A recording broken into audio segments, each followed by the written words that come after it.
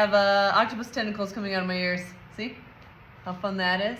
We're gonna make the cutest octopus earrings with very few things, as we're about to get to our 15th annual Unglued Craft Fest, and it's got an octopus in the poster.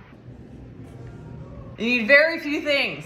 Some polymer clay, teeny tiny little earring backs, especially the traditional back, and then a stud. Things that'll also help are teeny tiny super glue or regular one, some aluminum foil, and a toaster oven. So I don't need to make things exactly the same, but I'm using these kind of as my guide. So I'm gonna use some orange. I'm gonna warm it up in my hands. After I've warmed it up, I'm gonna start to roll it out into a tentacle. And it kind of helps to roll it. Separate your fingers a little bit. You want two skinny ends with a thicker middle. I can try to shape it at any point to see how my length is doing too. Well, I think that's gonna be pretty good. As long as my hand and then a little bit more. I'm just gonna straight up cut it down. And then this one, I'm gonna kind of do similarly to the other one.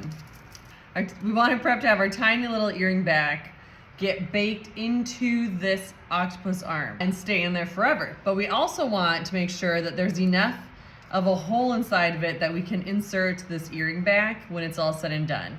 So we're gonna bake these two things together, but for the sake of this to be far enough in there, there's a few different ways you can do this. I'm gonna create a hole with my toothpick that this earring back can go inside of. Put this in here and see how I did. I think I'm gonna go with it. I'm gonna make it just look nicer even though it's fully functional right now, and kind of roll some of the clay away so that it can go flat against my earlobe. I feel good about that. Now that I've got this in there, but not too close, because we are gonna take this stud back off of it to be able to put it onto the back of this one. Now I'm gonna start adding the little suckers onto it. And like this one, I did my hot pink on the front, and then my maroonish, fuchsia-ish on the back. So to make these little suckers, you take off teeny tiny pieces of your clay, roll it out a little bit, flatten it, attach it first to my tentacle, then I'm gonna add the hole to it. Because it kind of will push it down on there, and we're just gonna do that many more times, kind of varying the size as we go down just a little bit. Yeah?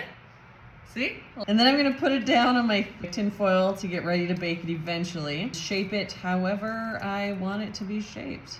And then I'm gonna use some maroon to create some for the opposite side. Now that I've got all these little suckers on my other piece, I'm gonna shape it.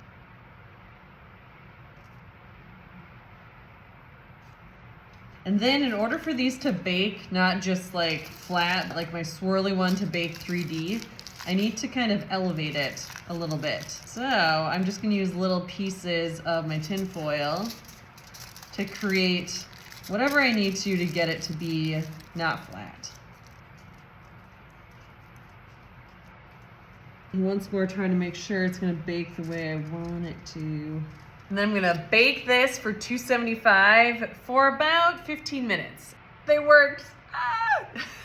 But the next thing you want to do is make sure this stud back will come out.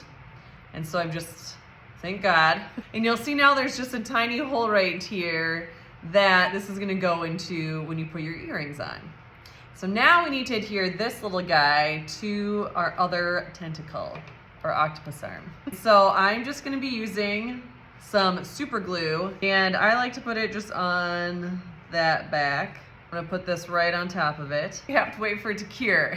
And so you can either prop it up like this or hold it and drink some coffee.